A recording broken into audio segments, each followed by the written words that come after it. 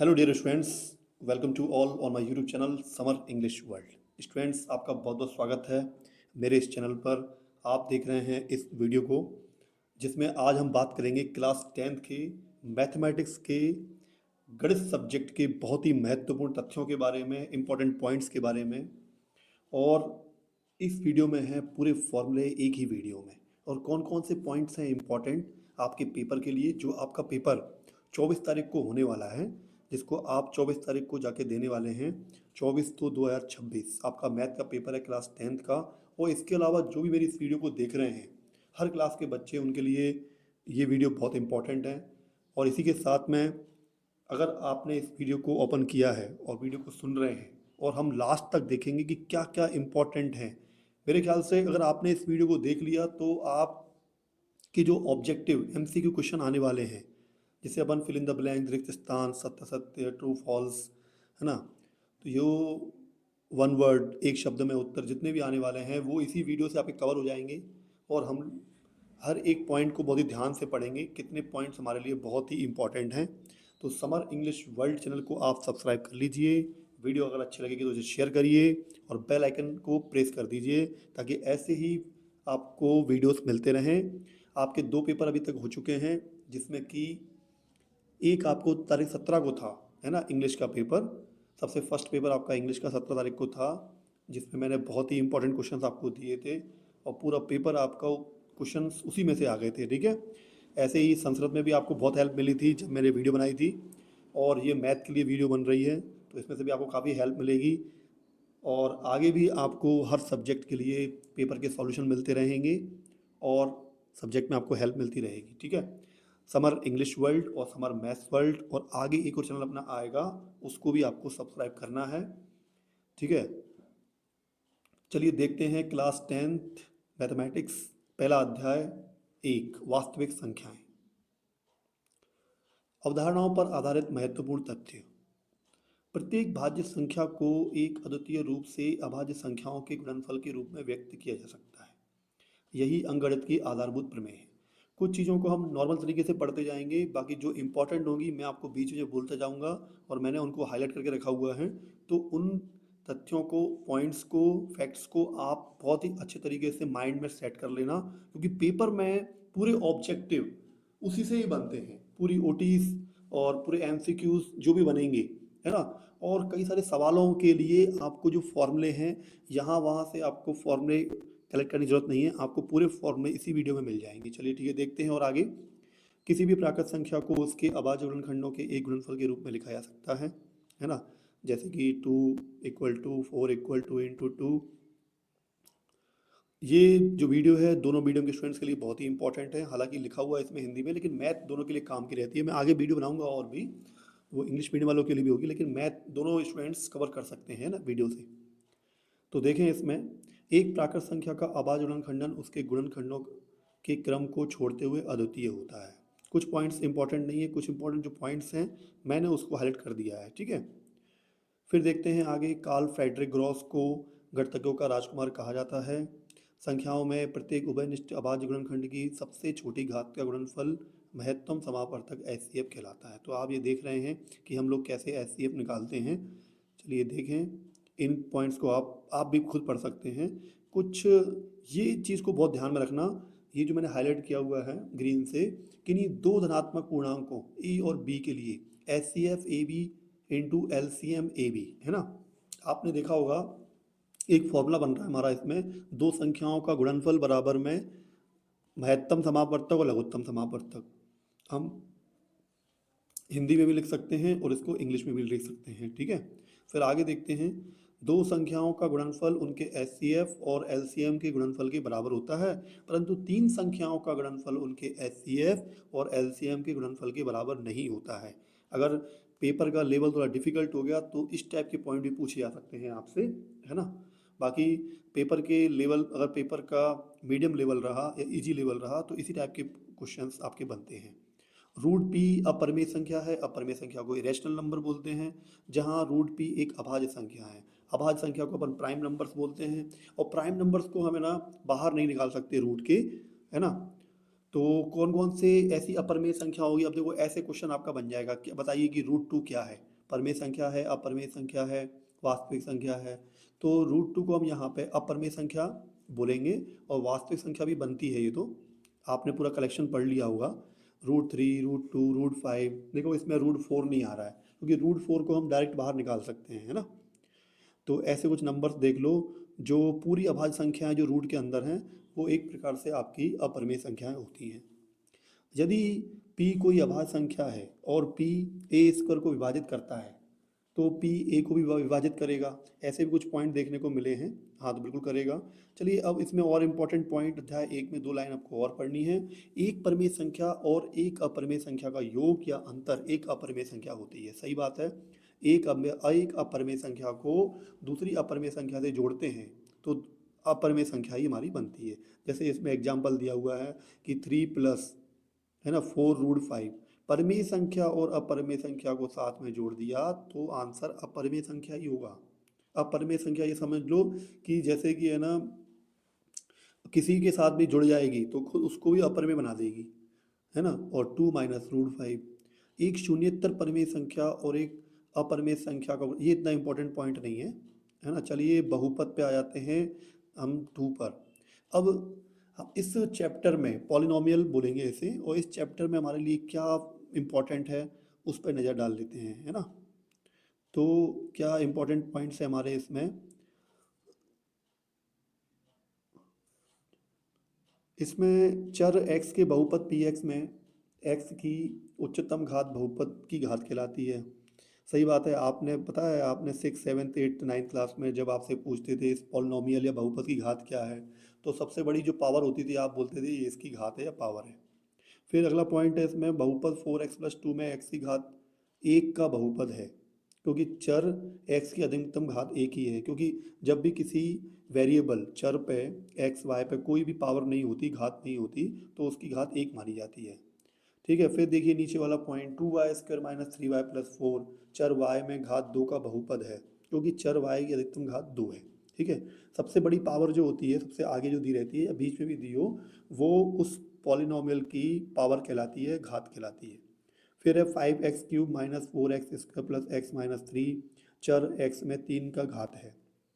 इसमें तीन का बहुपद है। ये सबसे बड़ी पावर 3 है क्योंकि चर x की उच्चतम घात 3 है। फिर अगला पॉइंट दिया हुआ है ऐसे बहुपद जिनकी घात एक होती है रैखिक बहुपद कहलाते हैं। जैसे कि एग्जाम्पल दिए हुए हैं 2x माइनस 3 में अगर क्वेश्चन में आ गया हमारा, जैसे 70 में बन गया, सही जोड़ी में बन गया ये पॉइंट हमारा, सही विकल्प में हमारा बन गया, है ना, चूज द करेक्ट में बन गया। तो समझ रहे होंगे सभी स्टूडेंट इस बात को। इस वीडियो को बहुत ही ध्यान से देखना क्योंकि इससे ना आपके कई सारे पॉइंट जो है क्लियर हो रहे हैं। 3z+4 है, इसमें भी z पर कोई पावर नहीं है तो एक मानते हैं। और जब एक पावर वाले जो भी पॉलिनोमियल्स होते हैं, बहुपद होते हैं, तो उन्हें हम रैखिक बहुपद बोलते हैं। चलिए अब अगला पॉइंट बहुत ही इंपॉर्टेंट है। जैसे कि आपके पेपर में ऐसा क्वेश्चन आ जाए px में x² माइनस 3x माइनस 4 में x=2 रखने पर, तो 2 कैसे रखेंगे? जहाँ जहाँ पे x होता है वहाँ पे 2 रख देते हैं, उसका 2 रख देंगे उसकी वैल्यू। तो 2 रख दिया तो आपका देखो वैल्यू कितनी आ गई आपकी -6। ऐसे छोटे मोटे क्वेश्चन तो आपने छोटी क्लासों में किए होंगे, है ना, जो 5th क्लास से 9th क्लास तक होगी। लेकिन क्लास 10th में भी कभी बड़ी बड़ी क्लासों में भी ऐसे क्वेश्चन आ जाते हैं, है ना, तो आपको आना चाहिए। फिर कुछ पॉइंट्स ये दिए हुए हैं, यदि बहुपद px में x को किसी वास्तविक संख्या k से प्रतिस्थापित करने पर बहुपद का मान शून्य होता है ना, तो p के बराबर 0 तो k बहुपद का शून्य कहलाता है।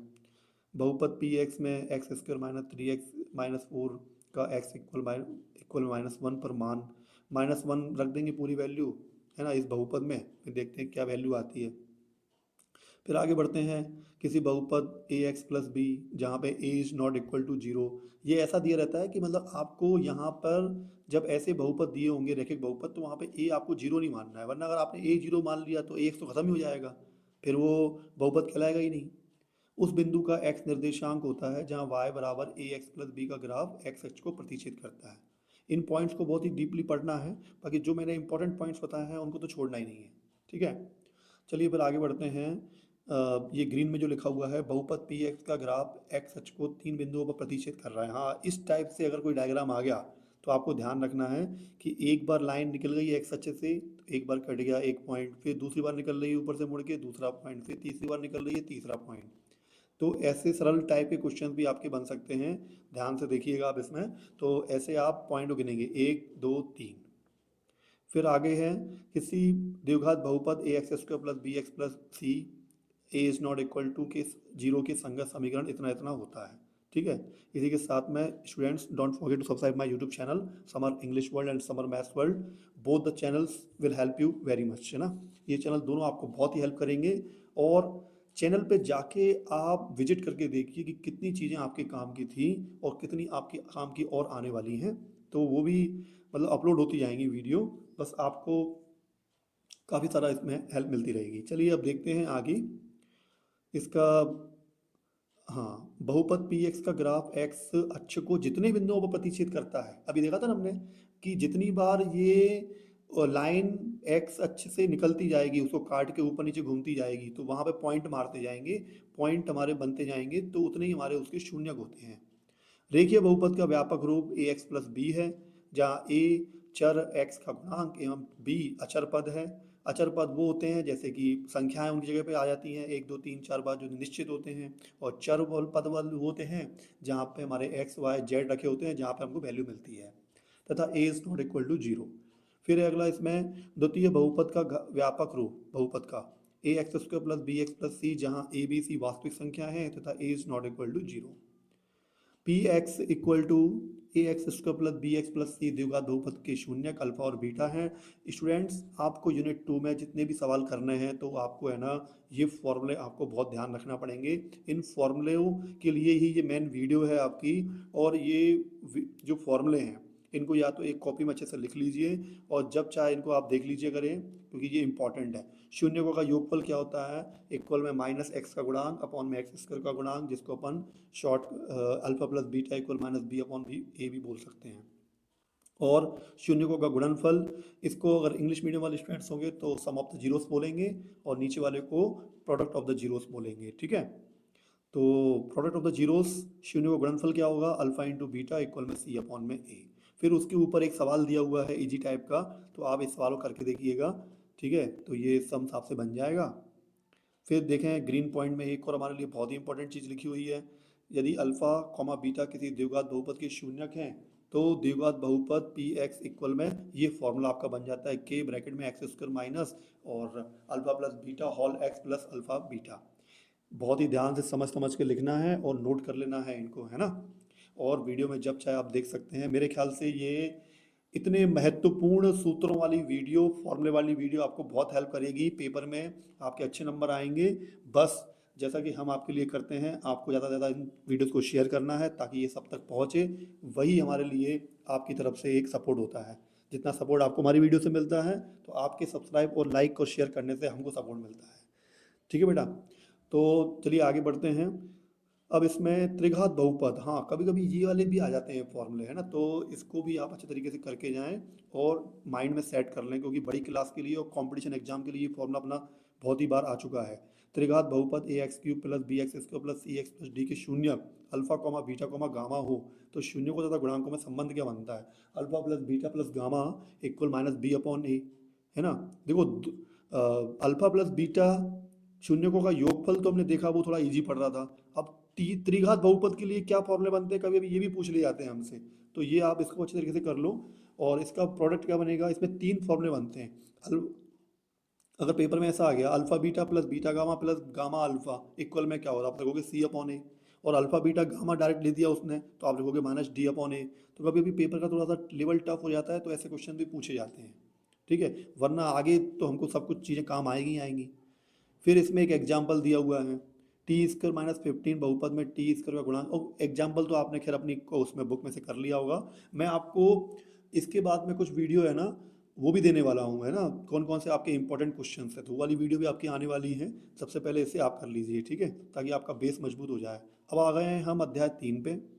और अध्याय 3 के साथ में अध्याय 3 का बहुत ही इंपॉर्टेंट चैप्टर, सबसे पहले जो अच्छा चैप्टर जो इजी पड़ता है ना, इजी तो खैर सभी हैं, इतना ज़्यादा कोई डिफिकल्ट नहीं है। लेकिन अध्याय 3 में एक जो मेथड आपको विधि सबसे अच्छी लगती होगी वो लगती होगी आपको विलोपन विधि। और विलोपन विधि के बाद में प्रतिस्थापन विधि। इस पे आपने बहुत सारे सवाल किए होंगे और आपके सवाल आते भी होंगे और 4 नंबर का सवाल भी इसमें आता है। ठीक है, तो दो चर वाले रैखिक समीकरण युग्म को प्रदर्शित करने वाला मानक रूप a1x plus b1y plus c1 equal zero और a2x plus b2y plus c2 equal zero, जहाँ x y चर हैं तथा a1 b1 c1 और a2 b2 c2 गुणांक हैं। और यहाँ पर क्या बोलते हैं कि इसको अपन बोलेंगे इंग्लिश में लीनियर पेयर ऑफ एंगल्स, है ना, linear equation of linear equations, है ना, of two variable, linear equation of two variable. दो चर वाले रैखिक समीकरण का युग्मकाल एक ऐसा बिंदु। अब इंपॉर्टेंट पॉइंट्स आ जाते हैं, ये वाले इंपॉर्टेंट पॉइंट्स पढ़ना है क्योंकि इन पे ट्रू फॉल्स बन जाएंगे आपके, सत्य सत्य बनेंगे या खालिस्तान बन जाएंगे आपके, या फिर आपसे वो एग्जाम्पल वन वर्ड भी पूछ सकता है ना। रैखिक युग्म की रेखाएं एक बिंदु पर प्रतिच्छेद करती हैं, रैखिक युग्म की रेखाएं एक बिंदु पर प्रतिच्छेद करती हैं, तो इस स्थिति में समीकरण युग्म का एक अद्वितीय हल होता है। ठीक है, जब आपने ग्राफ में ये क्वेश्चंस हल किए होंगे आलेखीय विधि से, तो जब दो लाइन क्रॉस करती है तो बीच में जो पॉइंट बनता है ना, वो अद्वितीय बिंदु होता है, यूनिक सॉल्यूशन जिसे बोलते हैं इंग्लिश में। एक रैखिक समीकरण का युग्म जिसका हल होता है रैखिक समीकरणों का संगत युग्म कहलाता है, कंसिस्टेंट।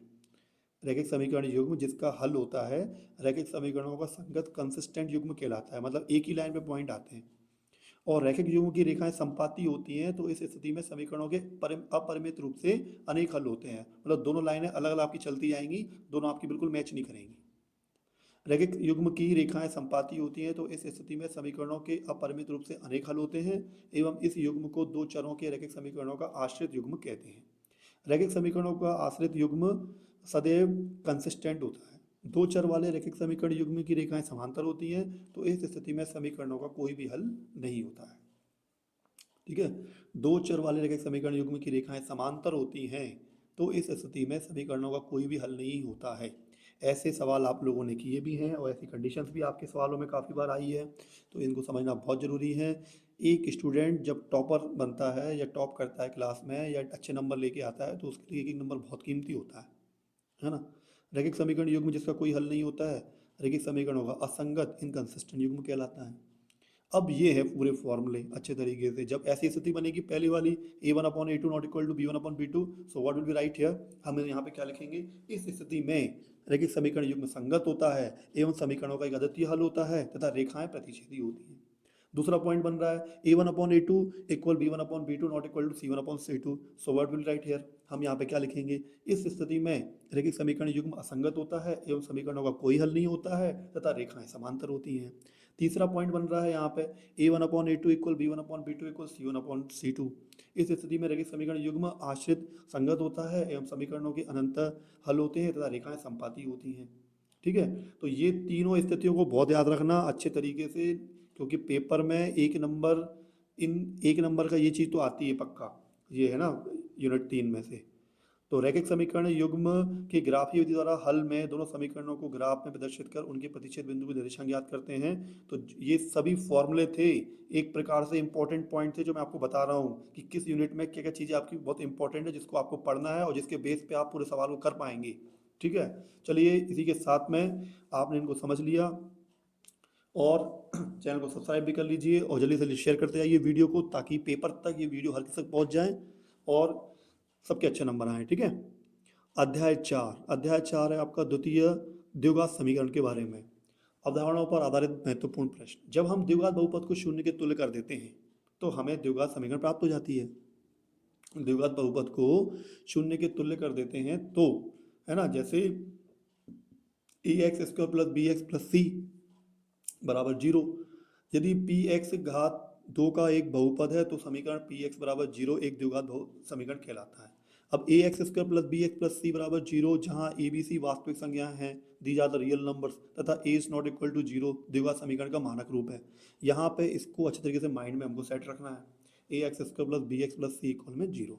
द्विघात समीकरण के कुछ उदाहरण, अब ये कुछ एग्जाम्पल ऐसे आएंगे आपके, x² minus 3x minus 10 equal 0, 2x² plus x minus 300 equal 0, 2x² minus x plus 1/8 equal 0। द्विघात समीकरण का हल गुणनखंड विधि से निकालते हैं। दो विधियाँ होती हैं, एक सूत्र विधि होती है, एक गुणनखंड विधि होती है। दोनों विधि को कैसे निकालते हैं आपने सवाल ऐसे बहुत सारे किए होंगे और आपके टीचर ने आपको बहुत अच्छे से समझाया होगा और अ, मैंने भी कई लोगों को समझाया है ना? कई लोगों ने मुझसे भी बहुत पढ़ा है। तो देखिए इधर गुणनखंड विधि A X square plus B X plus C is not equal to zero को दो रैखिक समीकरणों गुणक को में गुणनखंड करके प्रत्येक गुणक को शून्य के बराबर करके हल प्राप्त करते हैं तो द्विघात समीकरण A X square plus B X plus C बराबर जीरो के मूल प्राप्त होते हैं। Two X square plus X minus 300 equal zero और यहाँ पे X minus 12 and 2x plus 25 equal zero. तो ये तो गुणनखंड विधि हो गई। दूसरी विधि बच्चों को काफ़ी अच्छी लगती है जो कि होती है सूत्र विधि और श्रीधराचार्य द्वारा द्विघात समीकरण A X square plus B X plus C बराबर zero A is not equal to zero को हल करने के लिए सूत्र दिया गया था। वो सूत्र होता है X equal minus B plus minus root के अंदर B square minus four A C upon में टू ए। ये सूत्र को आपको अच्छे तरीके से याद रखना है क्योंकि इस सूत्र के बेस पे ही आप सवाल कर पाएंगे और नीचे एक एग्जाम्पल भी दिया हुआ है पूरे सूत्र से, तो इस सवाल को भी आप करके देखना। ये वीडियो आपके लिए इतनी काम की है, कम से कम है ना, इस वीडियो में से ही अगर आपने पूरा पूरा कर लिया तो 50 नंबर तो कहीं नहीं गए आपके। जैसे कि आपने ये द्विघात समीकरण का, जैसे कि आप द्विघात समीकरण से एक इस सवाल को हल कर सकते हैं तो 4 नंबर आपके इसमें बन गए हैं। ठीक है, इसी के साथ में आपको दिख रहा है summer English World and Summer Maths world को आपको सब्सक्राइब करना है, बेल आइकन को प्रेस करना है ताकि अपडेट वीडियोस आपके पास पहुंचती रहें और आपके अच्छे नंबर आएँ। ओके, चलिए इसमें एक काम हम ये भी करते हैं, जब सवालों को सॉल्व करते हैं तो एक बार प्लस चिन्ह लेने पर एक्स का मान निकालते हैं और माइनस चिन्ह लेने पर भी एक्स का मान निकालते हैं। ठीक है, और द्विघात समीकरण का विविक्त कर बीच में जो अपन लिखते हैं ना D equal B square minus four A C होता है, जहाँ ए बी सी द्विघात समीकरण A X square plus B X plus C A not equal to zero की क्रमशः एक्स स्क्वायर का गुणांक, यहाँ पे गुणांक को है ना इंग्लिश में कोफिशिएंट बोलते हैं, coefficient of x square x का गुणांक तथा अचर पद है। ठीक है, द्विघात समीकरणों के मूलों की प्रकृति, हाँ इसको बहुत अच्छे तरीके से पढ़ लेना क्योंकि इस पे बेस्ड आपके क्वेश्चन बनते हैं। आपके क्वेश्चन में कैसा आ जाएगा, A X square plus B X plus C equal zero A is not equal to zero में यदि B square minus four A C greater than zero, अगर B square minus four A C की value हम निकाल रहे हैं और उसकी वैल्यू जीरो से बड़ी निकल रही है तो अपन क्या बोलेंगे कि दो मूल भिन्न एवं वास्तविक होते हैं, है ना, दो मूल भिन्न एवं वास्तविक होते हैं, जिसमें अपन बोल सकते हैं कि रियल एंड आपका हो जाएगा डिफरेंट, है ना। B square minus four A C equal में जीरो तो मूल वास्तविक एवं बराबर होते हैं, है ना, रियल एंड इक्वल। एंड यदि B square minus four A C की वैल्यू निकाल रहे हैं और लेस देन जीरो निकल रही है तो मूल वास्तविक नहीं होते हैं, है ना, इमेजिनरी होते हैं या काल्पनिक होते हैं। इसके बेस पे देखो अपना एक क्वेश्चन किया हुआ है और क्वेश्चन में वैल्यू जो आ रही है B square minus four A C की माइनस 31 लेस देन जीरो आ रही है, तो जीरो से मान कम आ रहा है, तो ऐसी स्थिति में हमने क्या लिखेंगे वहाँ पे, तो मूल वास्तविक नहीं होंगी, है ना। इस तरीके से आपको करके आना है। चलिए ठीक है, और देखते हैं इसी के साथ में अध्याय 5 पर हम पहुँच चुके हैं। इतने सारे इंपॉर्टेंट पॉइंट, इतने महत्वपूर्ण फॉर्मूले हम लोग पढ़ चुके हैं और उसके बेस पे एग्जाम्पल भी देख चुके हैं। बाकी कितने क्वेश्चंस और इम्पॉर्टेंट हैं मेरी दूसरी वीडियो भी आएगी, उसको देखना बिल्कुल मत भूलें। और आपके जितने पेपर हो चुके हैं, है ना, इंग्लिश का जो पेपर था मैंने उसका पूरा सॉल्यूशन आपको दे दिया, आप लोगों ने मिला भी लिया होगा, अगर आपने नहीं देखा है तो उसको देख लीजिएगा आप। संस्कृत का जो पेपर आपका कल हुआ था उसका भी पूरा सॉल्यूशन मैंने आपका डाल दिया था कि कौन कौन से आपके क्वेश्चंस के आंसर सही होंगे उसमें।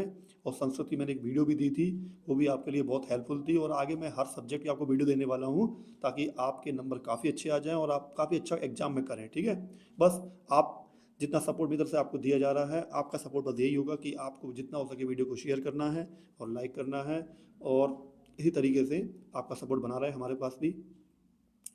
अध्याय 5 समांतर श्रेणियाँ। अब देखते हैं स्टूडेंट्स हम अध्याय 5 समांतर श्रेणियाँ, इसी के साथ में इंपॉर्टेंट पॉइंट्स को देखते हैं और आगे बढ़ते हैं। प्रकृति में अनेक वस्तुएं एक निश्चित प्रतिरूप का अनुसरण करती हैं, जैसे कि सूरजमुखी के फूल की पंखुड़ियाँ, मधुकोश में छिद्र, एक भुट्टे पर दाने, एक अनानास और एक पाइन कोन पर सर्पिल इत्यादि। ठीक है, तो आप लोगों ने समांतर श्रेणियाँ जब पढ़ी होंगी तो आपने देखा होगा कि एक समान अंतर आता है उनमें, है ना, जैसे कि 5 8, फिर उसमें 11, है ना, 11 3 14। तो जब समान अंतर की जब चीज़ें आती हैं, है ना, जिसे अपन अर्थमेटिक प्रोग्रेशन बोलते हैं इंग्लिश में, तो उसको हम समांतर श्रेणियों के अंतर्गत रखते हैं। ठीक है, चलिए देखते हैं, इसमें कुछ एग्जांपल आपको दिए हुए हैं, जैसे कि 100 150 200, तो आप यहाँ पे देख रहे हैं कि 50-50 का डिफरेंस यहाँ पे आ रहा है। जैसे 1 2 3 4, तो एक एक डिफरेंस यहाँ पे आ रहा है, -3 -2 -1 का डिफरेंस यहाँ पे आ रहा है और बढ़ता जा रहा है। यहाँ पे 3,3,3 यहाँ पे भी एक जो है डिफरेंस जो है 0 का डिफरेंस है ना। तो इनमें समान अंतर आ रहा है, इसलिए इनको समांतर श्रेणियाँ बोलते हैं, है ना। उपरोक्त सूची में उत्तरोत्तर पदों को इनसे पहले पदों में एक निश्चित संख्या जोड़कर प्राप्त किया जा सकता है। इन्हें अर्थमेटिक प्रोग्रेशन या एपी कहा जाता है। एक समांतर श्रेणी की ऐसी सूची होती है जिसमें प्रत्येक पद प्रथम पद के अतिरिक्त अपने से ठीक पहले पद में एक निश्चित संख्या डी जोड़कर प्राप्त होता है। ठीक है, यह निश्चित संख्या डी इस समांतर श्रेणी का सार्वंतर कहलाती है और सार्वंतर धनात्मक, ऋणात्मक या शून्य भी हो सकता है। अर्थमेटिक प्रोग्रेशन ए के प्रथम पद को A1, दूसरे को A2, इसी प्रकार A3 A4 और इसी प्रकार nवें पद को AN से दर्शाते हैं और AP को निम्नलिखित रूप में व्यक्त करते हैं। आप देखो ये पॉइंट बहुत इंपॉर्टेंट है अपना कि A1 A2 A3 comma dash dash dash dash N AN, ये पूरा फॉर्मेट बन जाता है समांतर श्रेणियों का, अर्थमेटिक प्रोग्रेशन का। फिर हम इसमें D कैसे निकाल सकते हैं? How will we find out the common difference D? तो A2 minus A1 equal A3 minus A2, तो दूसरे पद में से पहला पद या तीसरे पद में से दूसरा पद, आगे वाला, ऐसे करके हम माइनस निकाल सकते हैं और ये इसका पूरा फॉर्मेट बनता है। समांतर श्रेणी का व्यापक रूप general form A plus D, A plus 2D, A plus 3D। पहला पद दूसरा पद निकालना हो तो D उसमें जोड़ते जाओ, जहाँ A पहला पद और D सार्वंतर है। समांतर श्रेणी में पदों की संख्या परिमित होने पर श्रेणी को परिमित समांतर श्रेणी कहते हैं और परिमित समांतर श्रेणी के अंतिम पद लास्ट टर्म होता है। ठीक है, उदाहरण ये दिया हुआ है आपका इस तरीके से। अब लास्ट में 157 है, इसे आप L मानते हैं, 157 को अपन L मानते हैं और 147 को हम A मानेंगे, 148 को हम A2 मानेंगे। अपरिमित समांतर श्रेणी में पदों की संख्या अपरिमित होती है, इसमें अंतिम पद नहीं होता है। ठीक है, अपरिमित समांतर श्रेणी जैसे कि यहाँ पे आपको डैश डैश दिख रहा है, ठीक है, बिल्कुल अनंत तक, तो अपरिमित समांतर श्रेणी इसका एक एग्जाम्पल है। अब इसमें है प्रथम पद A और सार्वंतर D वाली एक समांतर श्रेणी का nवां पद का निम्नलिखित सूत्र क्या बनेगा? AN equal A plus bracket में n-1D। AN को AP का व्यापक पद जनरल फॉर्म भी कहते हैं। यदि किसी AP में m पद है तो AM इसके अंतिम पद को निरूपित करता है, अंतिम पद को L द्वारा भी निरूपित किया जाता है। ठीक है, और ये आपका एक एग्जाम्पल दिया हुआ है इसमें, AP 2 7 12 है ना का सातवां पद ज्ञात करना है आपको। A बराबर 2 मानेंगे, D बराबर 7 में 2 कर देंगे माइनस 5 आ जाएगा, N बराबर में 7, इसको रख देंगे फॉर्मूले में और फॉर्मूले में वैल्यू कितनी आ जाएगी? A7 इक्वल में 32। ये फॉर्मूले भी आपको बहुत याद रखना है दिमाग में। किसी AP के प्रथम n पदों का सूत्र क्या होता है? योग का Sn बराबर में n/2 और ब्रैकेट में 2A प्लस n-1D। ये सूत्र स्टूडेंट अच्छे तरीके से याद करके जाना, क्योंकि ये ना एग्जाम में क्या होता है, कभी कभी हम सूत्रों को भूल जाते हैं तो नंबर हमारे कट जाते हैं और हम सवाल भी नहीं कर पाते। यदि एक परिमित AP का अंतिम पद L है तो इस AP के सभी पदों का योग सूत्र क्या होगा? Sn बराबर में n/2 और ब्रैकेट में A प्लस L। प्रथम n धन पूर्णांकों का योग का सूत्र क्या होगा? Sn इक्वल में n प्लस 1/2। यदि ABC समांतर श्रेणी में है तब B बराबर में A प्लस C/2। यहाँ B A और C का समांतर माध्य कहलाता है। प्रथम 25 धन पूर्णांकों का योग ज्ञात करना, 1 2 3 डैश डैश 25 पदों तक, A बराबर 1, D बराबर 2 - 1, इस तरीके से आप पूरा सवाल कर सकते हैं सूत्र विधि से, है ना। तो S25 की वैल्यू कितनी आ रही है? 325। इसके बाद में आपका एक अलग दूसरा एक आपका है चैप्टर अध्याय 6 त्रिभुज। तो स्टूडेंट्स अब देखते हैं हम अध्याय 6 त्रिभुज के बारे में। ठीक है, ऐसी आकृतियां जिनकी आकार समान हो, उनका आमाप समान हो, यानी कि साइज हो ना हो, है ना, उनका साइज समान हो या ना हो, समरूप आकृतियां कहलाती हैं। मतलब रूप समान दिखता है, भले आकार छोटा बड़ा हो सकता है। तो देख रहे हैं आप यहाँ पे आपको व्रत दिए हुए हैं, एक छोटा व्रत है, फिर उससे बड़ा व्रत है, फिर उससे बड़ा व्रत है। तो इनका जो है रूप एक जैसा है, मतलब पूरे गोल है सब, है ना व्रत, लेकिन साइज छोटे बड़े हैं। वो साइज से कोई फर्क नहीं पड़ता, ऐसी आकृतियों को हम समरूप आकृतियाँ कहते हैं। ठीक है, और जिसमें आपने क्लास 9th में पढ़ा था, जिनमें आकार भी समान होते हैं, तो ऐसी आकृतियाँ जिनके बिल्कुल आकार भी समान होते हैं और रूप भी समान होते हैं, तो वो सर्वांग कहलाती हैं। तीनों वृत्त हैं, इनके आकार समान है, परंतु इनके आमाप साइज अलग अलग हैं, अतः यह समरूप आकृतियाँ हैं। हम देख रहे हैं यहाँ पर 2-2 सेंटीमीटर का एक वर्ग बना हुआ है और एक 4 सेंटीमीटर लंबाई और 1 सेंटीमीटर चौड़ाई का एक आपका आयत बना हुआ है। उक्त दोनों आकृतियों के माप, क्षेत्रफल तो समान है, परंतु इनके आकार अलग अलग हैं, अतः वर्ग एवं आयत समरूप आकृतियाँ नहीं हैं, क्योंकि उनका रूप एक जैसा नहीं है। सभी वर्ग समरूप होते हैं, बिल्कुल सही बात है। छोटा वर्ग फिर बड़ा वर्ग, है ना। सभी आयत समरूप हों यह आवश्यक नहीं है। तो इन महत्वपूर्ण तथ्यों को, इंपॉर्टेंट फैक्ट्स को बहुत ध्यान से पढ़ना है, क्योंकि इन्हीं के बेस पर ही कई सारे क्वेश्चन हमारे बन जाते हैं। उक्त दोनों आकृतियां समरूप नहीं है, क्योंकि इनके आकार समान नहीं है। सभी समबाहु त्रिभुज समरूप होते हैं, क्योंकि इनका आकार समान होता है। ठीक है। सभी सर्वांगसम आकृतियां समरूप भी होती हैं, जिनके आकार समान होते हैं तो वो समरूप भी होती हैं आपस में। इसी के साथ में स्टूडेंट्स, चैनल को सब्सक्राइब करना बिल्कुल ना भूलें और बेल आइकन को प्रेस करना बिल्कुल भी ना भूलें, क्योंकि इसी प्रकार के इंपॉर्टेंट वीडियोस आपके लिए है और आपके ही नंबर बढ़ाने के लिए ही ये वीडियोस बनाए जाते हैं। समरूप आकृतियां सर्वांग भी हों यह आवश्यक नहीं है। ठीक है। समरूप आकृतियां समान रूप होता है, साइज तो छोटे बड़े होते हैं, आकार तो उनके छोटे बड़े होते हैं, तो जरूरी नहीं है कि वो सर्वांग भी हो। ऐसे बहुभुज जिनमें भुजाओं की संख्या समान और समरूप होंगे, है ना, उनके सभी ऐसे बहुभुज, है ना, जिनकी में भुजाओं की संख्या भले समान है ना, उनके सभी संगत कोण भी बराबर हों तथा उनकी संगत भुजाओं का अनुपात समान हो, तो वो आपस में समरूप होते हैं। जैसे कि आपको ये डायग्राम दिया हुआ है, देखो इसमें कोण जो बन रहे हैं वो छोटे वाले डायग्राम में और बड़े वाले में कोणों का एंगल एक जैसा ही बन रहा है, बस उनकी जो भुजाओं का अनुपात है वो थोड़ा सा, जैसे ये वाली 2.1 है तो ये वाली 4.2 है। जैसे आप इसमें भुजा डी ए को देख रहे हैं तो वो 2.1 है, इधर आप एस पी भुजा को देख रहे हैं तो वो 4.2 है, उसकी डबल, है ना। तो इनमें दोनों को कितना अनुपात है, 1:2 है, अगर वो काटेंगे तो। ऊपर आप डी सी को देखें, एस आर से देखें तो 2.4 है, इधर 4.8 है, तो इनमें अनुपात वही 1:2 लग रहा है ना। चतुर्भुज ए बी सी डी व चतुर्भुज पी क्यू आर एस में देखिए, सब में भुजाओं को अगर अपन तुलना कर रहे हैं तो 1/2 का अनुपात आ रहा है। तो ये कंडीशन होती है कि ये लिखा हुआ है कि ऐसे बहुभुज जिनकी भुजाओं की संख्या समान हो समरूप होंगे यदि उनके सभी संगत कोण बराबर हो और उनकी संगत भुजाओं के अनुपात समान हो। ठीक है। चलिए अब नीचे देखते हैं इसमें और इम्पोर्टेंट पॉइंट्स। अब हम यहाँ पे देख रहे हैं कि चतुर्भुज ए बी सी डी व चतुर्भुज पी क्यू आर एस समरूप नहीं है। क्यों समरूप नहीं है? कि देखो, ऊपर एक भुजा 3 सेंटीमीटर है और ये वाली भुजा 3.5 सेंटीमीटर है। डी ए भुजा 3 सेंटीमीटर है तो एस पी भुजा भी 3 सेंटीमीटर है। तो एक जो ए बी सी डी है वो तो हमें वर्ग लग रहा है और चतुर्भुज पी क्यू आर एस है वो हमें आयत लग रहा है। इनके संगत कोण तो समान हैं, 90-90 डिग्री के कोण बन रहे हैं, परंतु संगत भुजाओं के अनुपात समान नहीं है। तो त्रिभुज की समरूपता की जो शर्तें होती हैं वो भी आप अच्छी तरीके से पढ़ लें ध्यान से, कि उनके संगत कोण बराबर हों, है ना। इंग्लिश में इसको अपन बोलते हैं करस्पॉन्डिंग एंगल्स आर इक्वल। उनकी संगत भुजाओं के अनुपात बराबर हों, तो रेशियो भी उनका इक्वल होना चाहिए।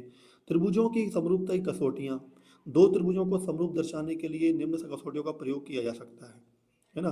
ये आपने अच्छे तरीके से पढ़ी होंगी। भुजा भुजा भुजा, यदि एक त्रिभुज की तीनों भुजाएं दूसरे त्रिभुज की तीनों भुजाओं के बराबर होती हैं तो वो त्रिभुज समरूप होते हैं। एक दूसरी कंडीशन लगती है भुजा कोण भुजा, साइड एंगल साइड, है ना। इसमें क्या होता है कि दो भुजाएं और एक कोण अगर बराबर हैं दूसरे एक त्रिभुज के दूसरे त्रिभुज से, तो वो त्रिभुज दोनों आपस में समरूप त्रिभुज होते हैं।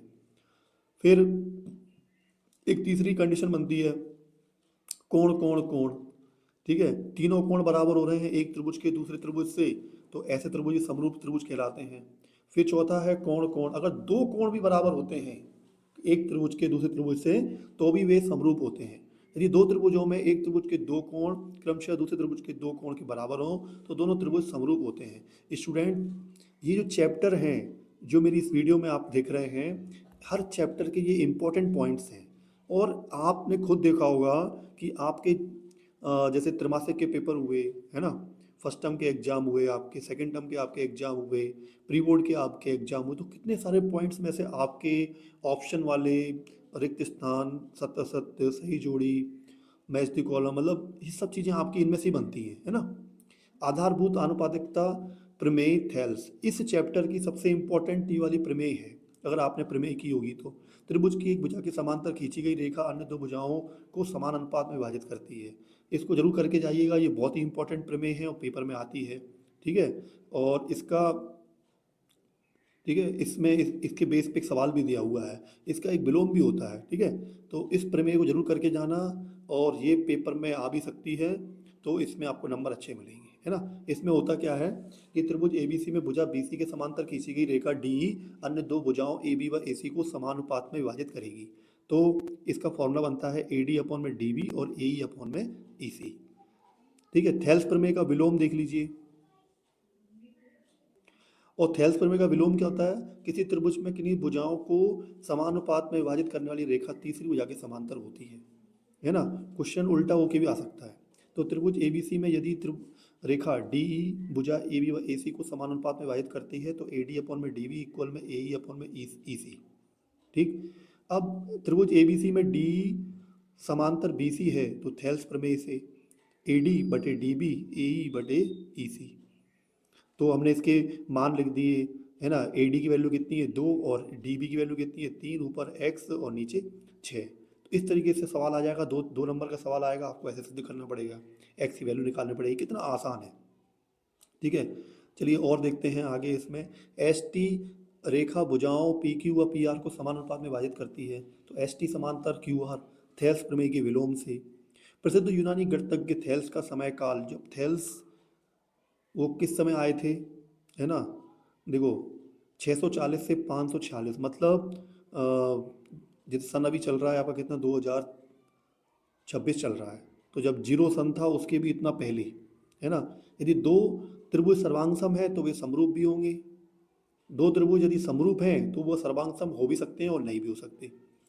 ऐसे कई सारे एग्जाम्पल आपको टीचर्स ने आपको बताए होंगे, और अगर आपका अगर ध्यान नहीं है तो अभी इसमें भी वीडियो में आप पढ़ सकते हैं और ध्यान दे सकते हैं, ठीक है। दो समान कोणिक त्रिभुजों की संगत भुजाएं समानुपातिक होती हैं। दो समान कोणिक त्रिभुजों में उनकी संगत भुजाओं का अनुपात सदैव समान होता है। दो समान कोणिक त्रिभुजों की संगत भुजाएं समानुपातिक होती हैं, या दो समान कोणिक त्रिभुजों में उनकी संगत भुजाओं का अनुपात सदैव समान होता है। चलिए अब देखते हैं अध्याय 7। अध्याय 7 निर्देशांक ज्यामिति, जिसे हम बोलते हैं कोऑर्डिनेट ज्योमेट्री इंग्लिश में।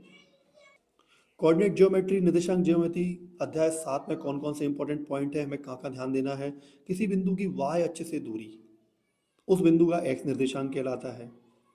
मतलब बिंदु P, जैसे उसमें ये आ जाएगा, है ना, सही जोड़ी में, या आपका चूज द करेक्ट में, या किसी भी MCQ ऑब्जेक्टिव टाइप क्वेश्चन में आपका ऐसा पॉइंट आ जाएगा कि बिंदु P 2,3 की वाई से दूरी कितनी होगी। तो वाई अक्ष से जब दूरी बोलते हैं तो वाई अक्ष का ही मान आता है कितना, 2। कितनी है 2, एक्स निर्देशांक उसका कहलाता है, ठीक है। किसी बिंदु की एक्स अक्ष से दूरी, एक्स अक्ष से दूरी बोलते हैं तो वाई की जगह पे क्या आ रहा है वही उसका आंसर होता है। उस बिंदु का वाई निर्देशांक या कोटि कहलाती है। बिंदु Q 4, 5 की एक्स अक्ष से दूरी 5 है। एक्स अक्ष पर स्थित किसी बिंदु के निर्देशांक x, 0 के रूप में होते हैं तथा वाई अक्ष पर स्थित किसी बिंदु के निर्देशांक 0, y के रूप में होते हैं। बिंदुओं x1, y1 और x2, y2 के बीच की दूरी का ये सूत्र होता है PQ बराबर में रूट के अंदर x2 माइनस x1 का whole square plus y2 minus y1 का होल स्क्वायर होता है। बिंदुओं 4, 6 और Q 6, 8 के बीच की दूरी ज्ञात करना, तो दूरी का सूत्र लगा देंगे और उसका मान निकाल देंगे, तो आंसर कितना आ गया 2√2 मात्रक हो गया। बिंदु P x, y की मूल बिंदु 0 से दूरी कितनी होती है, तो 0 से दूरी निकालते हैं तो सिर्फ रूट के अंदर x square plus y square होती है। अगर ऐसा सवाल बन गया आपका, बिंदु P 7, 1 और मूल बिंदु 0 से दूरी कितनी होगी, तो डायरेक्ट OP बराबर में रूट के अंदर 7 का स्क्वायर कर देना और 1 का स्क्वायर कर देना, आंसर आ जाएगा 5√2। अब ये आपका जो फॉर्मूला है, दो बिंदुओं A x1, y1 और B x2, y2 को जोड़ने वाले रेखाखंड AB को m1 अनुपात m2 के अनुपात में आंतरिक रूप से विभाजित करने वाले बिंदु x, y के निर्देशांक हैं। तो आपने ऐसे सवाल किए होंगे अध्याय 7 में। तो इसका फॉर्मूला क्या होता है, m1 x2 plus m2 x1 बटे, या अपॉन में खेलेंगे अपन, m1 प्लस m2, इधर m1 y2 plus m2 y1 upon में m1 प्लस m2। इसी के साथ में स्टूडेंट्स मुझे लग रहा है कि आपको है ना ये वीडियो काफ़ी हेल्प करेगी। इसी के साथ में तो आप चैनल को सब्सक्राइब करना बिल्कुल ना भूलें, समर मैथ्स वर्ल्ड और समर इंग्लिश वर्ल्ड। कई बार क्या होता है, स्टूडेंट्स वीडियो को देख लेते हैं और उन्हें ये याद रहता है कि हमें बाद में चैनल को सब्सक्राइब करना है, लेकिन वो भूल जाते हैं। तो कोई बात नहीं, याद दिलाने के लिए आपके सर है ना। बिंदुओं P x1, y1 और Q x2, y2 को जोड़ना रेखाखंड PQ के मध्य बिंदु के निर्देशांक। अब मध्य बिंदु के निर्देशांक का कोई सूत्र सवाल आता है तो आप x1 प्लस x2 अपॉन में 2 कर देंगे, y1 प्लस y2 अपॉन में 2 होते हैं। बिंदुओं a, b और माइनस b का मध्य बिंदु ज्ञात करना। यदि मध्य बिंदु x, y है तो इस तरीके से अपन निकाल सकते हैं। ठीक है। अब अध्याय 8 और बहुत ही मोस्ट इंपॉर्टेंट ट्रिग्नोमेट्री का, त्रिकोणमिति का ये चैप्टर है। इसके हम यहाँ पे सूत्र भी देखेंगे कि सूत्र कैसे बनते हैं। समकोण त्रिभुज, इसमें हरदम आपको समकोण त्रिभुज बनाना पड़ता है। ठीक है। कर्ण के सामने वाली भुजा को कोण ए की सम्मुख भुजा बोलते हैं और नीचे वाली भुजा जो है कोण ए की संलग्न भुजा। संलग्न भुजा जो होती है कि ए के साथ में कौन सी भुजा जा रही है, ए बी, तो ये कोण की संलग्न भुजा हो जाती है और सामने वाली भुजा सम्मुख भुजा हो जाती है। ठीक है। आपने इस तरीके के सवाल बहुत अच्छे तरीके से किए होंगे। साइन ए इक्वल में कोण ए की सम्मुख भुजा तो कितनी है, BC अपॉन में क्या आ जाएगा, AC, जिसे अपन आपने एक अच्छा खासा इसका फॉर्मूला बताते हैं, टीचर्स बताते भी हैं, पढ़ाते भी हैं, जो लाल बटे कक्का, हिंदी मीडियम वालों के लिए लाल बटे कक्का है ना। तो इसमें कैसे पढ़ते हैं अपन, लंब बटे कर्ण, आधार बटे कर्ण और लंब बटे आधार। ठीक है। और इंग्लिश मीडियम वालों के लिए होता है PBP अपॉन में HHB। ठीक है। पंडित बद्री प्रसाद हरर बोले। कॉस ए इक्वल में आपका AB अपॉन में AC, tan A का फॉर्मूला BC अपॉन में AB हो जाएगा, है ना। इसको आप लंब बटे कर्ण, आधार बटे कर्ण और आधार बटे लंब बटे आधार से भी पढ़ सकते हैं। तो tan A क्या बनेगा, इसमें cosec A क्या बनेगा, cosec A का उल्टा 1 अपॉन साइन ए होता है और sec A का उल्टा आपका 1 अपॉन में cos A होता है। ठीक है। cot A का उल्टा होता है इसमें 1 अपॉन tan A। ठीक है। और कौशिक एक का व्युत्क्रम आपका साइन ए का, अर्थात कौशिक ए इक्वल में 1 अपॉन साइन ए होता है, सेक ए इक्वल में 1 अपॉन कॉस ए होता है, कॉट ए इक्वल में 1 अपॉन टेन ए होता है और टेन ए की दूसरी वैल्यू भी होती है साइन ए अपॉन में कॉस ए, तथा कॉट ए की दूसरी वैल्यू होती है 1 अपॉन में टेन ए। याद रखिएगा, ये सब फॉर्मूले हैं, इनको अच्छे तरीके से आपको नोट करके जाना है। और ये जो मैच द कॉलम सही जोड़ी आएंगी ना, सही जोड़ी में आपके यही वाले फॉर्मूले पूछे आते हैं ज़्यादातर। सुविधा के लिए साइन ए को होल स्क्वायर के स्थान पर हम साइन स्क्वायर ए ले सकते हैं। देखो साइन ए पर होल स्क्वायर है ना, ब्रैकेट के ऊपर स्क्वायर है, लेकिन उस स्क्वायर को हम साइन पे स्क्वायर बना के लिख सकते हैं। परंतु साइन ए पे घात -1 not equal to sine inverse A, ये फॉर्मेट नहीं होता है। समकोण त्रिभुज का कर्ण त्रिभुज की सबसे लंबी भुजा होती है, इसलिए साइन ए या कॉस ए का मान सदा ही 1 से कम होता है या विशेष स्थिति में 1 के बराबर होता है। साइन 90 डिग्री बराबर 1 बराबर में कॉस 0 डिग्री। इसी प्रकार सेक ए और कॉसेक ए का मान सदैव 1 से अधिक या 1 के बराबर होता है। कॉसेक 90 डिग्री बराबर 1 बराबर में सेक 0 डिग्री। समकोण त्रिभुज के किसी न्यून कोण ए में वृद्धि होने के साथ साइन ए के मान में भी वृद्धि होती है। अब एक अच्छी सरसमिका है, एक फॉर्मूला है, इस फॉर्मूले से कई सारे फॉर्मूले बनते हैं। साइन स्क्वायर ए प्लस कॉस स्क्वायर ए इक्वल में 1 एक त्रिकोणमितीय सरसमिका है जहां ए किसी समकोण त्रिभुज का एक न्यून कोण है। ठीक है। जहां ए किसी समकोण त्रिभुज का एक न्यून कोण है। उपरोक्त सरसमिका से दो अन्य सरसमिकाएं हैं। देखो हम क्या करते हैं, इसमें कॉस स्क्वायर ए को उस साइड ले आते हैं तो माइनस में चेंज हो जाता है, तो साइन स्क्वायर ए का एक फॉर्मूला बन गया, साइन स्क्वायर ए इक्वल 1 माइनस कॉस स्क्वायर ए, तथा कॉस स्क्वायर ए इक्वल 1 माइनस साइन स्क्वायर ए प्राप्त होता है ना। और ये पूरे फॉर्मूले आप लोग याद कर लेंगे क्योंकि बहुत ही इंपॉर्टेंट है। 1 प्लस टेन स्क्वायर ए बराबर क्या होता है, सेक स्क्वायर ए।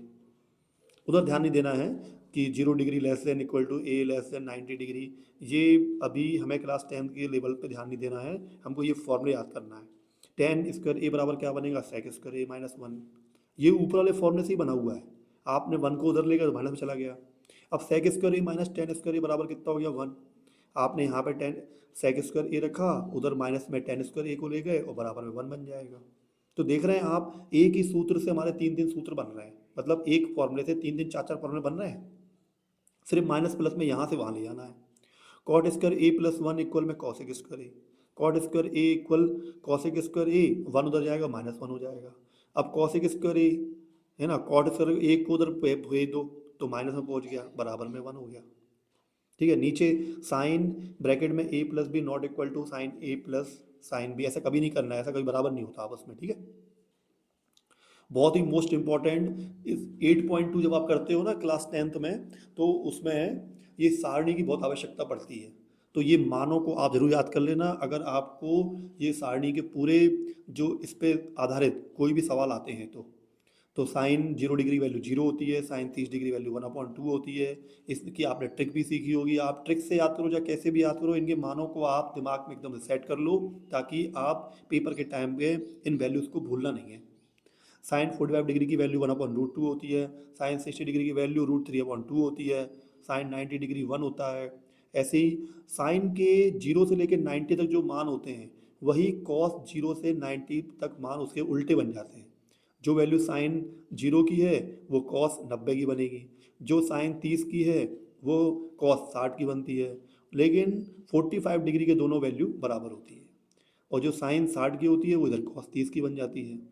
और टेन वे की वैल्यू आप कर लीजिए, टेन 0 की वैल्यू 0 होती है, 30 की वैल्यू 1/√3 होती है। टेन की वैल्यू हमको बहुत काम आती है यूनिट 9 में, है ना, जब आप सवाल करते हो ना वो वाले ऊंचाई वाले सवाल, ऊंचाई एवं दूरी वाले। टेन 45 डिग्री की वैल्यू 1 होती है, और टेन 60 डिग्री की वैल्यू √3 होती है ना, और टेन 90 डिग्री अपरिभाषित होता है। और अगर आपको है ना कॉसिक ए के मान याद करना है तो बस साइन का उल्टा करते जाइए। देखो साइन 30 डिग्री की वैल्यू क्या है, 1/2 है, तो कॉसिक की वैल्यू क्या हो जाएगी 2, मतलब 2/1, और 1 का कोई मतलब नहीं होता तो 2 लिखते हैं। और कॉसिक साइन 45 डिग्री की वैल्यू 1/√2 है, तो यहाँ पे कॉसिक ए की वैल्यू √2 हो जाएगी, मतलब √2/1 होती है, लेकिन 1 में हटा देते हैं तो √2 बनती है। ऐसे देखो कॉसिक ए की वैल्यू 60 डिग्री थी, √3/2, तो यहाँ पे 2/3 हो जाएगी, और 1 का उल्टा 1 ही हो जाएगा।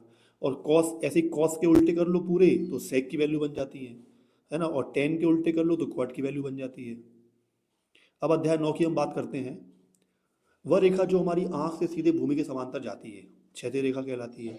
हम अपनी आंख के बिल्कुल सीधे देखते हैं ना, आप एक काम करें, अपनी आंख के पास में स्केल से देखें, बिल्कुल हमारी आंख से बिल्कुल सामने जो रेखा जा रही है, बिल्कुल हमारी आंख से जो सीधी रेखा जाती है, उसको एक जमीन से मिली हुई रेखा नहीं, बिल्कुल आंख से, बिल्कुल ऐसा समझो कि हमारी आंख से सीधे दीवार तक एक बिल्कुल सीधी लाइन खींची जाए, तो वो रेखा कैसी होगी, क्षैतिज रेखा होगी। हमारी आंख से उस वस्तु को जिसको हम देख रहे हैं जोड़ने वाली रेखा उस वस्तु की दृष्टि रेखा कहलाती है।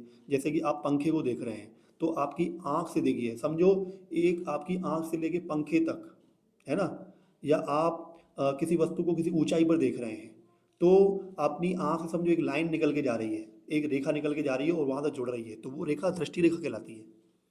उन्नयन कोण उस स्थिति में बनता है जबकि वस्तु को देखने के लिए हमें अपने सिर को ऊपर उठाना पड़ता है। जब हम नीचे से कोई वस्तु ऊपर तरफ देखते हैं तो हमारी आंख से जो रेखा बनती है और ऊपर दिखती है, एक रेखा जो जाएगी हम अपनी आंख से ऊपर तक देखेंगे, जैसे छत पर कोई व्यक्ति खड़ा हुआ है उसको देख रहे हैं, और एक रेखा हमारी आंख से सीधे जाती है, तो समझो यहाँ पे एक कोण बन गया, कोण बन गया तो इसको हम उन्नयन कोण बोलते हैं। और जब नीचे ऊपर से कोई व्यक्ति नीचे दिखता है तो वहाँ पे अवनमन कोण बनता है। देखी गई वस्तु का उन्नयन कोण दृष्टि रेखा और क्षैतिज रेखा से बना कोण होता है, इसमें एग्जाम्पल भी दिया हुआ है ना।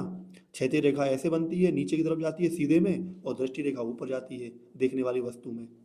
ठीक है, चलिए अब देखते हैं देखी गई वस्तु का अवनमन कोण दृष्टि रेखा और क्षैतिज रेखा से बना कोण, जबकि वस्तु क्षैतिज रेखा से नीचे होती है।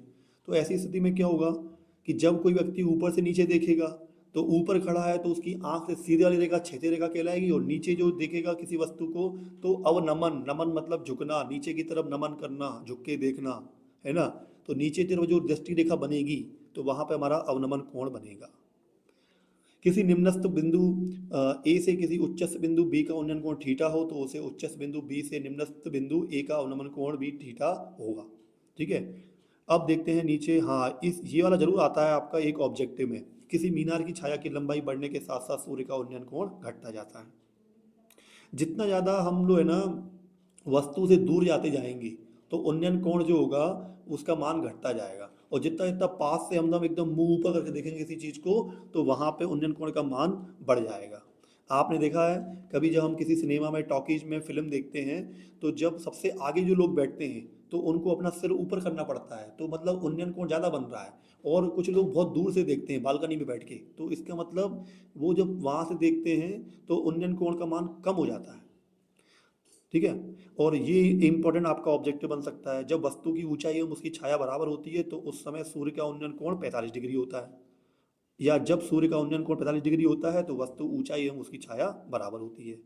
अब हम अध्याय 10 बहुत ही मोस्ट इंपोर्टेंट वृत्त सर्कल के बारे में कुछ इंपॉर्टेंट पॉइंट्स पढ़ने वाले हैं स्टूडेंट्स। परिभाषा: तल में बिंदु केंद्र से अचर दूरी पर स्थित सभी बिंदुओं के समूह को वृत्त कहते हैं। मतलब एक केंद्र से एक समान दूरी पर जितने भी पॉइंट बनते हैं चारों तरफ, तो एक पूरा वृत्त बन जाता है, और जो पॉइंट से बनाते हैं हम उसको केंद्र बोलते हैं। वृत्त और एक रेखा: एक वृत्त और एक रेखा की तीन स्थितियां हो सकती हैं। पहली स्थिति, यदि रेखा वृत्त को प्रतिच्छेद न करे। देखो पहली स्थिति में ये वृत्त बना हुआ है और रेखा बाहर से जा रही है, तो ऐसी रेखा को अपन अप्रतिच्छेदी रेखा कहलाती है। और दूसरी कंडीशन है, यदि रेखा वृत्त को एक और केवल एक बिंदु पर प्रतिच्छेद करती है। देखो यहाँ पे वो स्पर्श करके जा रही है, टच करके, तो रेखा स्पर्श रेखा कहलाती है। और वृत्त एवं रेखा के उभयनिष्ठ बिंदु को, कॉमन पॉइंट को स्पर्श बिंदु कहते हैं, है ना। यदि रेखा वृत्त को दो भिन्न बिंदुओं पर प्रतिच्छेद करती है, जैसे तीसरी स्थिति उसके अंदर से होकर जा रही है, तो ऐसी रेखा को अपन वृत्त की छेदक रेखा कहते हैं। वृत्त के एक बिंदु से एक अद्वितीय स्पर्श रेखा खींची जा सकती है।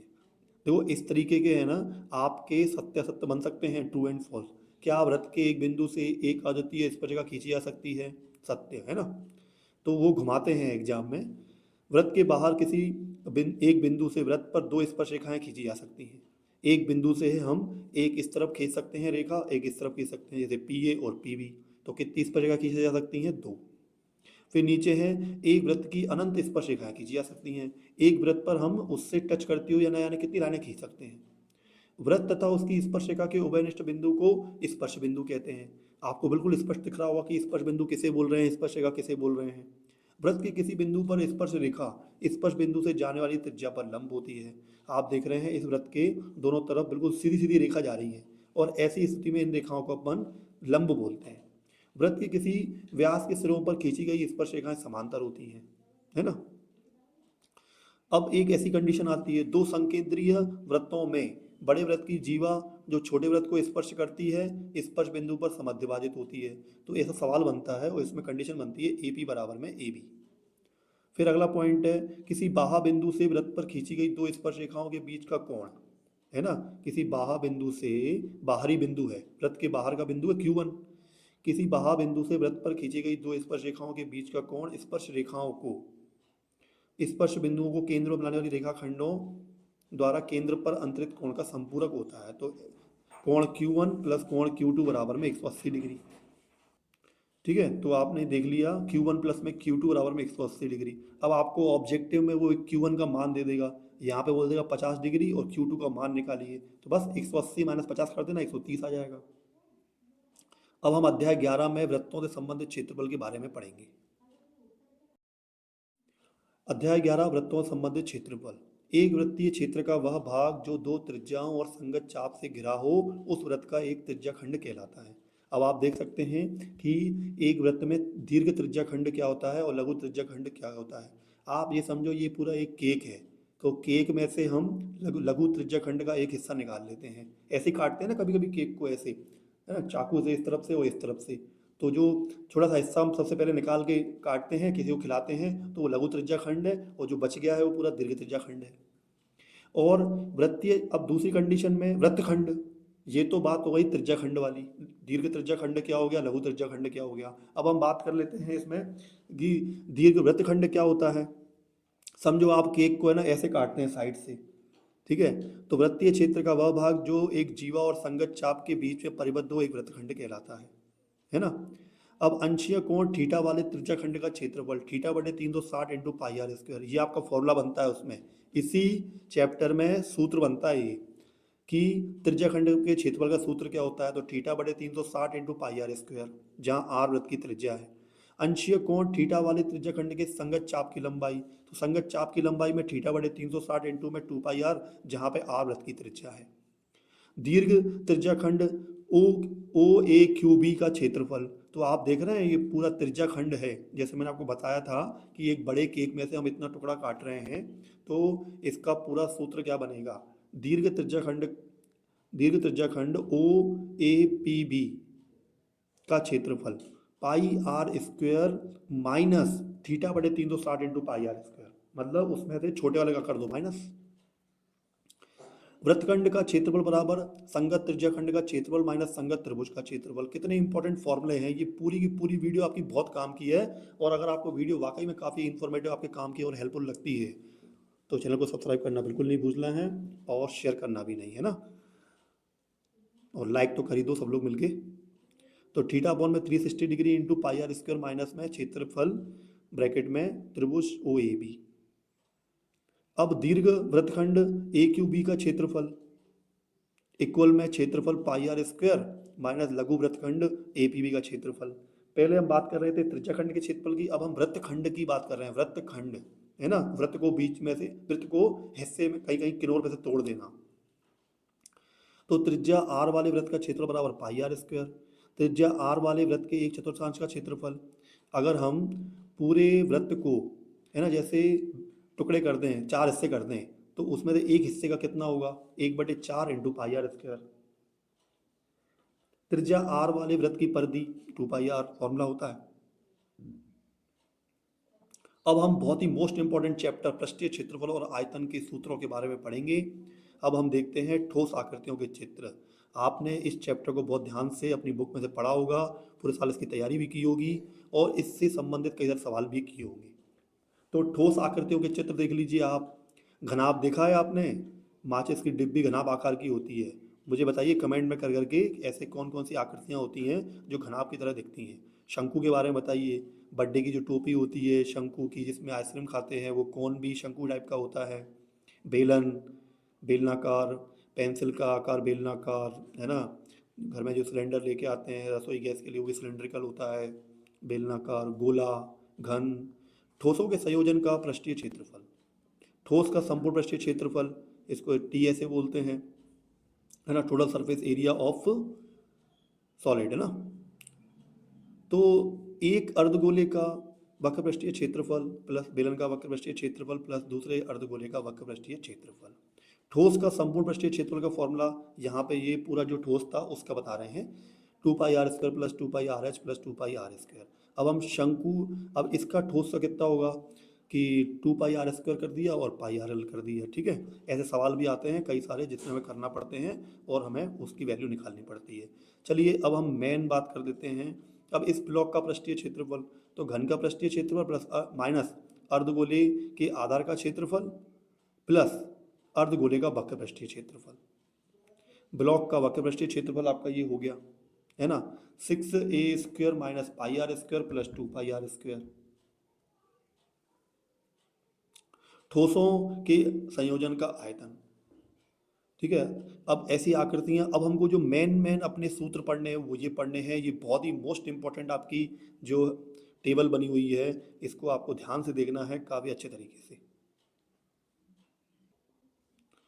तो देखिए इसमें आप घनाभ का सूत्र क्या है, वक्र पृष्ठीय क्षेत्रफल का 2h ब्रैकेट में l प्लस बी। कुल पृष्ठीय क्षेत्रफल का सूत्र क्या है, 2 ब्रैकेट में L B plus B H plus H L, आयतन बराबर में एल बी एच। घन का पार्श्व पृष्ठीय क्षेत्रफल 4a², कुल पृष्ठीय क्षेत्रफल 6a², आयतन कितना होगा a³। बेलन, बेलन का वक्र पृष्ठीय क्षेत्रफल कितना होगा 2 पाई आर एच, और कुल पृष्ठीय क्षेत्रफल कितना होगा 2 पाई आर ब्रैकेट में आर प्लस एच, और आयतन कितना होगा पाई आर स्क्वायर एच। शंकु, वक्र पृष्ठीय क्षेत्रफल कितना होगा पाई आर एल, और कुल पृष्ठीय क्षेत्रफल क्या होगा पाई आर ब्रैकेट में आर प्लस एल, और आयतन कितना होता है इसका, शंकु का तो होता है 1/3 पाई आर स्क्वायर एच और बेलन का होता है पाई आर स्क्वायर एच। ऐसे गोले में वक्र पृष्ठीय क्षेत्रफल नहीं होता। गोले में अगर पार्श्व पृष्ठीय क्षेत्रफल या कुल पृष्ठीय क्षेत्रफल एक ही बात होती है, वो पाई आर 4 पाई आर स्क्वायर। आयतन कितना होगा 4/3 पाई आर क्यूब। ऐसे ही अर्धगोले में बनता है वक्र पृष्ठीय क्षेत्रफल 2 पाई आर स्क्वायर और कुल पृष्ठीय क्षेत्रफल बनता है आपका 3 पाई आर स्क्वायर और आयतन आपका बनता है 2/3 पाई आर क्यूब। शंकु की तिर्यक ऊंचाई का सूत्र क्या बनता है, एल बराबर रूट के अंदर H square plus R square. शंकु इस तरीके का होता है, एल आपको दिख रही है ये तिर्यक ऊंचाई होती है, एल बराबर तिर्यक ऊंचाई, एच बराबर शंकु की ऊंचाई और आर बराबर शंकु की त्रिज्या। अब हम बात करते हैं अध्याय 13 सांख्यिकी मोस्ट इंपॉर्टेंट चैप्टर स्टैटिस्टिक्स पर। दिए हुए प्रेक्षणों का माध्य सभी प्रेक्षणों के मानों के योग को प्रेक्षणों की कुल संख्या से भाग देकर प्राप्त किया जा सकता है। माध्य औसत बराबर सभी प्रेक्षणों का योग बटे प्रेक्षणों की कुल संख्या। अब देखो ये पढ़ लेना आप, कल्पित माध्य जब निकालते हैं, समांतर माध्य निकालते हैं तो ये सिग्मा एफ एक्स रखते हैं और अपन में सिग्मा एफ, ये जो बीच में लिखा हुआ आई बराबर 1 एन बराबर में, इनको लिखने की आवश्यकता नहीं है। तो आपने देखा होगा समांतर माध्य कैसे निकालते हैं, एक्स पे बार बराबर में सिग्मा एफ एक्स बड़े में सिग्मा एफ। कल्पित माध्य विधि से जब निकालते हैं तो कल्पित माध्य द्वारा माध्य ज्ञात करना, यदि सभी प्रेक्षणों में से मध्य के किसी प्रेक्षण को कल्पित माध्य एक ए मान लें तथा ए से प्रत्येक प्रेक्षण का विचलन डी बराबर में एक्स माइनस ए लें तो माध्य इतना बनता है। इसका फॉर्मूला क्या बनेगा, माध्य एक्स पे बार बराबर A plus sigma F D upon में सिग्मा एफ। पद विचलन विधि भी होती है तो उसका सूत्र क्या बनेगा, एक्स पे बार बराबर में A plus H into sigma F U कर देना, नीचे सिग्मा एफ कर देना। ये जो ऊपर एन लगा हुआ है, आई बराबर 1 लिखा हुआ है, इनके साथ में जो आई लिखा हुआ है, इतना आवश्यकता नहीं होती लिखने की। आप तो सिग्मा एफ यू बटे सिग्मा एफ और ए प्लस में एच एक्स पे बार, ठीक। और कल्पित माध्य जब निकालते हैं तो यू की वैल्यू कैसे बनती है, एक्स माइनस ए अपॉन में एच, जहाँ एच आपका वर्ग अंतराल है। वर्ग चिन्ह कैसे निकालते हैं, उच्च सीमा प्लस निम्न सीमा बटे में 2। अब बहुलक निकालने का सूत्र आप अच्छे तरीके से याद करना। बहुलक निकालने का सूत्र क्या होता है, बोर्ड निकालने का, जिसको इंग्लिश में बोर्ड बोलते हैं। बहुलक बराबर में एल प्लस ब्रैकेट में F one minus F zero बटे में 2f1। बहुलक निकालने का सूत्र हम निकालेंगे बोर्ड निकालने का, एल प्लस है ना ब्रैकेट में F one minus F zero बटे में 2f1 minus F zero minus f2 into में एच, जहाँ पे एल क्या होता है, बहुलक वर्ग की निम्न सीमा है ना, lower limit of the mode, lower limit of the mode है ना, बहुलक वर्ग। तो जो मोड वाला जो आपका वर्ग होता है ना, क्लास इंटरवल उसका। और h बराबर वर्ग अंतराल की सीमा, वर्ग अंतराल की माप, उनके बीच का डिफरेंस कितना होता है, क्लास इंटरवल। और बहुलक वर्ग की बारंबारता, frequency of the modal class है ना, f1। f0 बहुलक वर्ग से ठीक पहले की वर्ग की बारंबारता, f2 बहुलक वर्ग के ठीक बाद वाले वर्ग की बारंबारता। वर्गीकृत आंकड़ों का माध्य ज्ञात करने के लिए संचयी बारंबारता स्तंभ तैयार करते हैं और सारणी से कुल पदों की प्रकृति सम या विषम के आधार पर माध्य ज्ञात करते हैं। वर्गीकृत आंकड़ों का माध्य ज्ञात करने के लिए सूत्र, माध्य बराबर में एल प्लस ब्रैकेट में एन बटे 2 माइनस सी एफ बटे में एफ इंटू में एच। एल बराबर माध्यक वर्ग की निम्न सीमा, एन बराबर प्रेक्षणों की संख्या, सी एफ बराबर माध्यक वर्ग के ठीक पहले वर्ग की संचयी बारंबारता। इनसे संबंधित सवालों को आप करें जरूर, तभी आपके अच्छे नंबर बन पाएंगे। ये तो पूरे सूत्र आपके दिए हुए हैं यहाँ पर, और सूत्रों को लिखना और समझना बिल्कुल ना भूलें। अगर आप कोई भी सवाल करते समय कोई भी सूत्र देख रहे हैं या ढूंढ रहे हैं तो इस वीडियो में से आपको मिल जाएंगे, ठीक है। इसलिए वीडियो को बहुत से ज़्यादा शेयर करें, सब लोगों तक पहुँचाएँ ताकि उनको भी लिए भी आसानी बन जाए। देखिए एक ये चीज़ आती है पेपर में, माध्य माध्य को बहुलक में संबंध, तो 3 माध्यक बराबर बहुलक प्लस 2 माध्य। तो माध्य माध्य को बहुलक में संबंध क्या होता है, 3 माध्यक बराबर बहुलक प्लस 2 माध्य। ये सूत्र याद रख लेना बहुत ध्यान से, ये पेपर में आ जाता है कभी कभी। माध्य माध्य को बहुलक केंद्रीय प्रवृत्ति की माप कहलाती है। बारंबारता और संचयी बारंबारता केंद्रीय प्रवृत्ति की माप नहीं है। प्रायिकता लास्ट इंपॉर्टेंट चैप्टर है, इसको पढ़ लेते हैं। किसी घटना ई की सैद्धांतिक प्रायिकता या परंपरागत प्रायिकता पी निम्न रूप से परिभाषित की जाती है। पी बराबर ई के अनुकूल परिणामों की संख्या एन ई बटे प्रयोग के सभी संभव परिणामों की संख्या एन एस, जहाँ प्रयोग के सभी परिणाम समप्रायिक हैं। प्रायिकता की उपरोक्त परिभाषा 1795 में पियरे साइमन लॉपलॉस ने दी थी। किसी प्रयोग की वह घटना जिसका केवल एक ही एक परिणाम हो प्रारंभिक घटना कहलाती है। किसी प्रयोग की सभी प्रारंभिक घटनाओं की प्रायिकता का योग एक है। ये इंपॉर्टेंट पॉइंट्स है स्टूडेंट इस चैप्टर के, जिसमें इसके ऑब्जेक्टिव बनते हैं, सही विकल्प बनते हैं, खाली स्थान बनते हैं, सही जोड़ी बनती है, ठीक है। तो किसी प्रयोग की सभी प्रारंभिक घटनाओं की प्रायिकता का योग एक है, इंपॉर्टेंट पॉइंट है। P ब्रैकेट में E प्लस पी ई बराबर एक, अर्थात P E plus P E पे बार बराबर 1 है, जिसमें पी ई 1 माइनस पी प्राप्त होता है। जैसे यहाँ पे क्वेश्चन बनता है कि जैसे बारिश होने की संभावना आज प्रायिकता जैसे 0.6% है, तो कितनी नहीं है, तो एक में से कर देंगे माइनस, तो 0.4 नहीं है। घटना ई नहीं को निरूपित करने वाली घटना ई पे पावर बार और घटना ई की पूरक घटना कहलाती है। ई और ई पे बार परस्पर पूरक घटना है। उस घटना जिसका घटित होना असंभव है की प्रायिकता शून्य होती है। जैसे कोई आपको ये बोल दे कि एक पासे को फेंका जाता है तो 7 आने की प्रायिकता क्या है, तो शून्य होगी, 7 होता ही नहीं है उसमें। ऐसी घटना को एक असंभव घटना कहते हैं। उस घटना जिसका घटित होना निश्चित है कि प्रायिकता 1 होती है, ऐसी घटना को एक निश्चित या निर्धारित घटना कहते हैं, है ना? जैसे एक पासे को फेंकने में 5 आने की प्रायिकता, तो 5 तो आके ही रहेगा, 5 तो आता ही है उसमें। प्रायिकता पीई की परिभाषा से अंश घटना ई के अनुकूल परिणामों की संख्या सदैव हर सभी संभव परिणामों की संख्या से छोटा होता है या बराबर होता है। अब नीचे दिया हुआ है किसी घटना की प्रायिकता 0 से बड़ी या उसके बराबर होती है, ये इंपॉर्टेंट पॉइंट है, तथा 1 से छोटी या उसके बराबर होती है। प्रायिकता कभी भी ऋणात्मक नहीं हो सकती, है ना? प्रायिकता का मान कभी ऋणात्मक नहीं होता था, यह ध्यान रखना है ना। सतह में आ सकता है, वो पूछ लेगा कि प्रायिकता ऋणात्मक कब होती है, या कि प्रायिकता ऋणात्मक हो सकती है क्या? प्रायिकता कभी भी 1 से अधिक नहीं हो सकती है, बिल्कुल इंपॉर्टेंट पॉइंट है। आई होप स्टूडेंट्स आपको ये वीडियो काफ़ी अच्छी लगी होगी, इसमें बहुत ही इंपॉर्टेंट चीज़ें आपके लिए थी। तो चैनल को सब्सक्राइब करना बिल्कुल ना भूलें, बेल आइकन को प्रेस करें। And thanks for watching this video everyone. मिलते हैं किसी दूसरी वीडियो में, और इंपॉर्टेंट क्वेश्चन की वीडियो मैं आपको देने वाला हूँ आज या कल में, वो भी आप देख लीजिएगा और वो पूरे इंपॉर्टेंट क्वेश्चन को कर लीजिएगा ताकि आपके नंबर बहुत अच्छे तरीके से आ जाएँ।